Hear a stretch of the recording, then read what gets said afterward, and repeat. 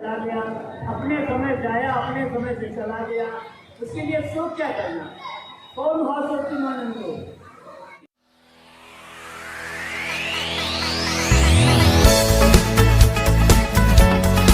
इस प्रकार की हंसी, इस प्रकार आनंद, लेकिन हमें शोक की जरूरत नहीं, हमें सोच की जरूरत है। जो आदमी चला गया, हम भी इसी प्रकार से जाएंगे या कोई जाने का तरीका दूसरा है? हमारी परंपरा में जाने वाला बताता था, अब तो पहले बता देता था, तारीखें बता देता था, और हम लोग तो उस परंपरा से ही आए हुए लोग हैं जिसने 3 महीना पहले बता दिया पहला दिन जाऊंगा। तो हमारा भी कर्तव्य बनता है, वो 3 महीना पहले बताते थे, 3 घंटे ही पहले बताते, और इतना नहीं होता तो फिर क्या कौन सा शब्द प्रयोग किया जाए? आप सब लोग समझते हैं। हम लोग कहाँ जा रहे हैं, उसका वातावरण घर में कैसे रहते हैं, बाहर जाते हैं समाज में उसका रहन सहन अलग होता है। तो आप लोग जितने लोग भी दिखाई दे रहे हैं, उनमें एक आदमी को छोड़कर देखने से नहीं पता लग रहा कहाँ जा रहे हैं।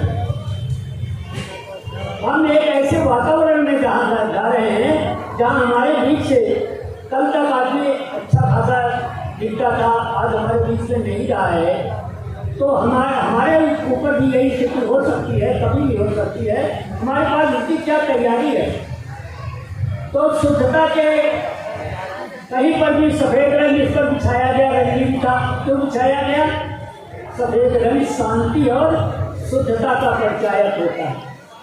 इसलिए जितने भी इस प्रकार के कार्यक्रम होते हैं उनमें सफ़ेद रंग का प्रयोग किया जाता है। टेंट भी सफ़ेद रंग का प्रयोग होता है, लेकिन ज़्यादातर देखा है टेंट भी सफ़ेद रंग का प्रयोग होता है, क्योंकि यह मृत्यु संस्कार के उपलक्ष्य में कार्यक्रम होता है। वैवाहिक कार्यक्रमों में नहीं रंगीन लगते हैं, इस बात है, लेकिन वहाँ भी रंगीन तो नहीं लगने चाहिए। सफ़ेद रंग सब जगह के लिए बड़ा अनुकूल होता है, लेकिन हम लोग ऐसा बातें सरकार के ऊपर नहीं रहते हैं, में जानकारी नहीं है। अभी पहले शुद्धिकरण जरूरी होता है, शुद्धिकरण के बाद कोई कार्यक्रम होता है।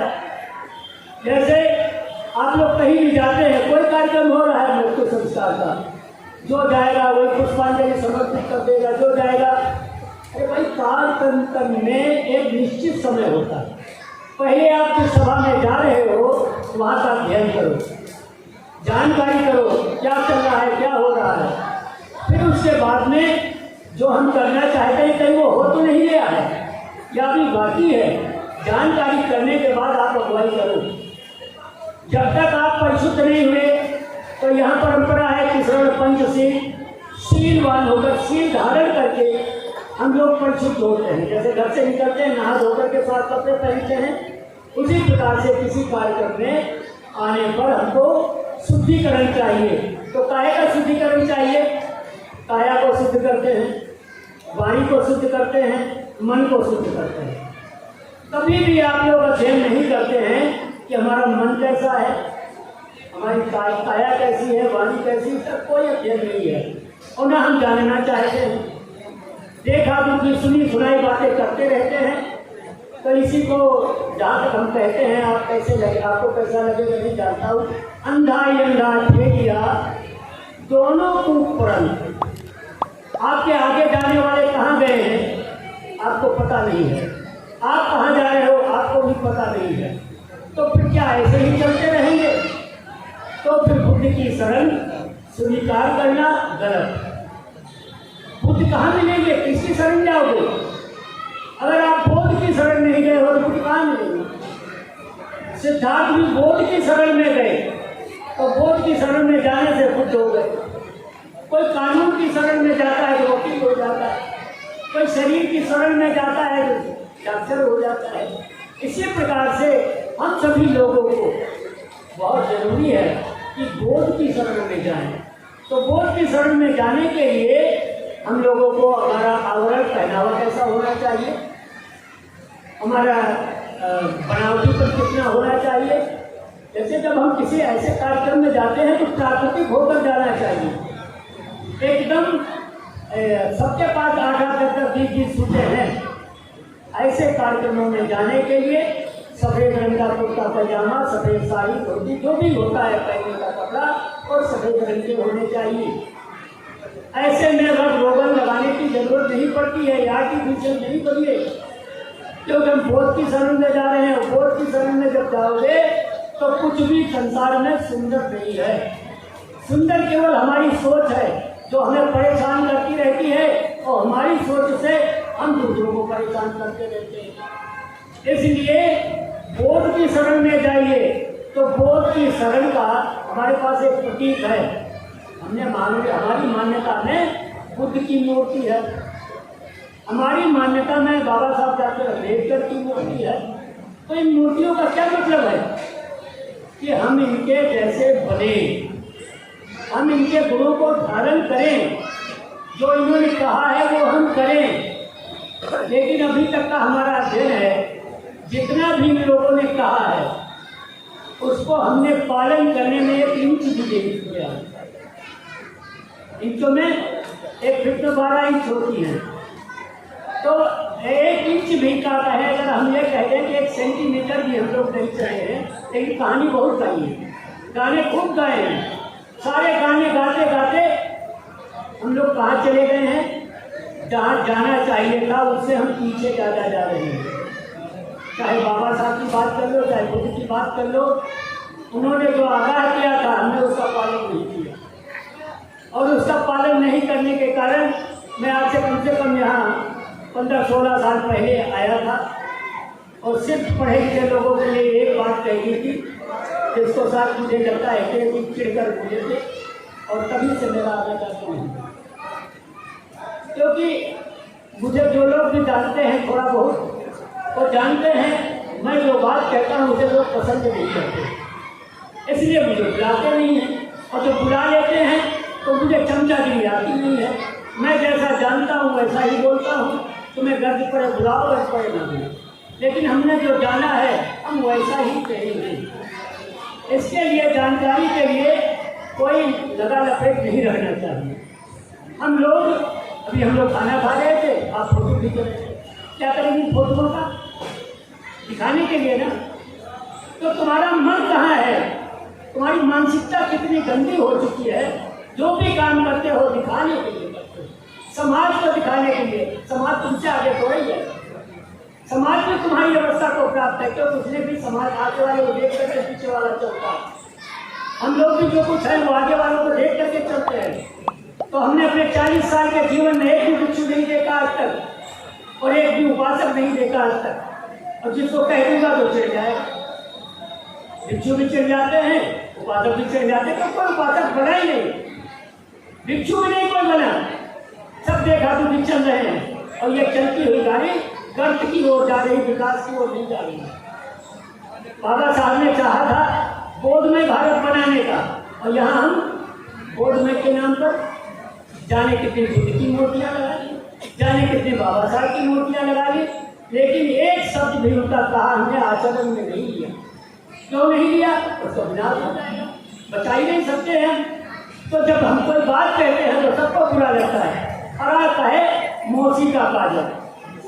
तो चूंकि डायरेक्शन बहुत ज़्यादा उल्टा सीधा बोलता है, इसलिए तो बुलाओ। बस कई लोग कह देते हैं यार उनको बुला करके क्या करोगे, खाली बुली लोग इसको ये टाइम बहुत ज़्यादा चाहिए।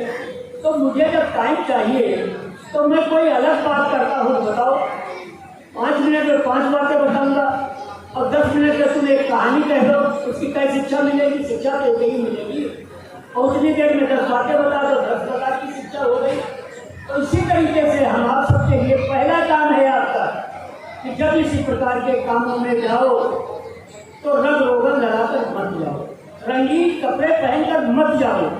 अगर ये जाओगे तो जिस महापुरुष के कार्यक्रम में जा रहे हो उसके लिए कलंक बनते हो। ये आदत आपकी जा नहीं रही है।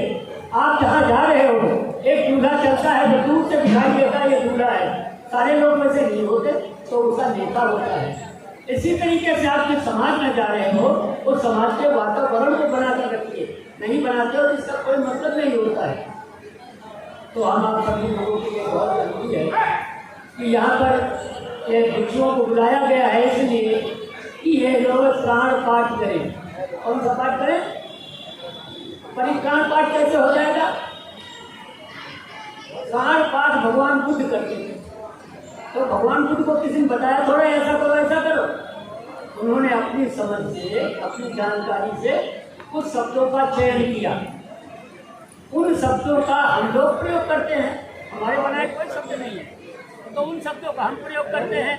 तो महापुरुष जिन शब्दों का प्रयोग करता है वह उसका वचन करता होता है, वह उसका निर्माणक होता है। हम लोग उसके कहे गए शब्दों को जब दोहराते हैं तो वह प्रवचन हो जाता है। तो हम लोग परित्राण पाठ करते हैं, प्राण माने रक्षा। तो भगवान जो थे वो प्राण सूत्र करते थे, हम लोग परित्राण पाठ करते हैं। परित्राण सूत्र पाठ माने पढ़ना कहना। तो हम लोग कहते हैं तो हम कहते हैं वो हम लोग भी तो नहीं करते हैं, और आप लोग इसलिए नहीं कर पाते हो, आपको साथ भी नहीं मालूम, तो कहाँ से करोगे? इसलिए पहले तो हमको करना चाहिए, फिर आप लोगों को बताना चाहिए। अब क्लास महीना में, साल में एक बार स्कूल चले जाओ, परीक्षा के समय क्या लिखोगे? किताबें लिखोगे, और फूल के पन्ने रख लोगे, नकल करोगे, आता जाता तो सही नहीं, पढ़ाई का तो सही नहीं। तो हमारा आपका कर्तव्य बनता है भिक्षुओं को हर 15 दिन में इकट्ठा होना चाहिए, उपासकों को हर 7 दिन में इकट्ठा होना चाहिए। एकत्र होकर के आन पान करो, एकत्र होकर चर्चा करो, एक दिन पूरा पूरा निकालो उससे, तब ना कुछ काम चलेगा। अब ये संस्कार जो होते हैं ये होते हैं परीक्षा काल। यहाँ पर बताने के लिए थोड़ी ना आएगा, तो आपका जो आता है वो करो, और वही हम लोग देखते हैं जो आपको आता है वो करते हो, देखा तो तुम करते हो, देखा तो आपके सारे कार्यक्रम है, लेकिन उसका कोई मतलब नहीं है। इसलिए आपको जानकारी करना पहली बात है, फिर करना बाद की बात है। तो हम सभी लोगों के लिए विस्तार हो रहा होगा शायद, मैं समझता हूँ, लेकिन हम अपने संघ के बहुमत पर का ध्यान रखते हुए मूल बात पर आते हैं। हम लोग इस वातावरण में हमारे उपासक जी का परिवार सही रह गए थे, आजकल बहुत दुखी होंगे, परेशान होंगे, लेकिन जैसे कहते हैं ना, माँ तो कहीं मनुष्य तो बढ़ रही हूँ और सकी न जान मर घट गई हूँ। तो हम सभी लोग गए हुए का चिंतन करते हैं, लेकिन ये नहीं जानते हैं कि इसी प्रकार हमको भी जाना है। हम अपनी तैयारी कुछ कर रहे हैं कि नहीं कर रहे हैं, इसके बारे में कोई सोच नहीं है। तो जाते हुए वो देख करके हमें जाने की तैयारी करना बहुत जरूरी होता है, वो नहीं कर रहे हैं। खैर, हम अपना ये काम करते हैं कि हम लोग प्राण पाठ परित्राण पाठ करने जा रहे हैं। आप सभी लोग शांत होकर सुनेंगे। तो परित्राण पाठ क्या होता है? ये हमारी आदतें बनी हुई हैं, हम आदतों में सुधार नहीं कर सकते हैं, चाहे अच्छी हो चाहे बुरी हो, आदतें हैं। तो इन आदतों का कहीं सुधार नहीं हो सकता है।